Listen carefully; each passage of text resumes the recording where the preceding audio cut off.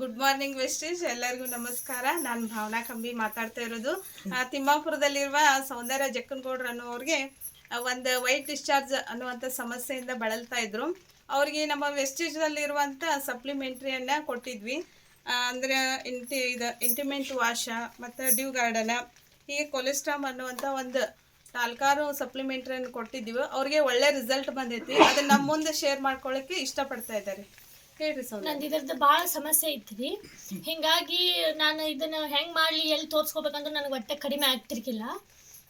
ಅದಕ್ಕೆ ಇವ್ರನ್ನ ಸರ್ ಹೇಳಿದ್ರೆ ಇವನ್ನೆಲ್ಲ ತೊಗೋರಿ, ಇವನ್ನೆಲ್ಲ ಮಾಡಿರಿ, ಚಲೋ ಆಕತಿ ಅಂತಂತ ಹೇಳಿ ನಾನು ಒಂದು ತಿಂಗಳೊಳಗೆ ಇವ್ನು ತೊಗೊಂಡು ನೋಡಿದೆ. ನನಗೆ ರಿಸಲ್ಟ್ ಚಲೋ ಬಂದೈತಿ ರೀ. ಅದ್ರ ಸಂಬಂಧ ನಾನು ಇವ್ನು ಎಲ್ಲರಿಗೆ ತೊಗೋಕೆ ಇಷ್ಟಪಡ್ತೀನಿ ಅಂತ ಹೇಳಕ್ಕೆ ಇಷ್ಟಪಡ್ತೀನಿ. ಇದನ್ನ ಬೇರೆದವ್ರಿಗೆ ಏನಂತ ಹೇಳಕ್ಕೆ ಇಷ್ಟಪಡ್ತೀರಿ? ಯೂಸ್ ಮಾಡಿರಿ, ನನ್ನಂಗೆ ಇದ್ದಂಗೆ ಎಲ್ಲರಿಗೂ ಒಟ್ಟು ಯೂಸ್ ಆಗಲಿ, ಚಲೋ ಆಗಲಿ, ರಿಸಲ್ಟ್ ಒಳ್ಳೇದು ಬರಲಿ ಅಂತಂತ ಹೇಳಕ್ಕೆ ಇಷ್ಟಪಡ್ತೀನಿ.